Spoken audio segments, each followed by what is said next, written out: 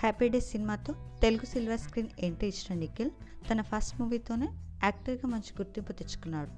కార్తికేయ సినిమాతో pan India వైడ్గా కూడా మంచి క్రేజ్ సంపాదించుకున్నాడు. 2021 మేలో డాక్టర్ పల్లవి వర్మతో నిఖిల్ వివాహం జరిగిన సంగతి తెలిసిందే. రీసెంట్గానే నిఖిల్ పల్లవిలకి బాబు జన్మించాడు.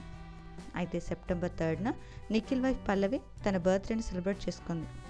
ఈ బర్త్డే సందర్భంగా సోషల్ మీడియా వేదికగా ఫ్రెండ్స్, ఫ్యామిలీ అలాగే ఫ్యాన్స్ అందరూ తనకి బర్త్డే గ్రీటింగ్స్ తెలియజేస్తున్నారు.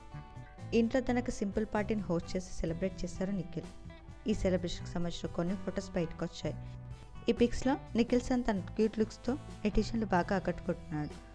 ఆ బ్యూటిఫుల్ ఫొటోస్ని మీరు చూసేయండి.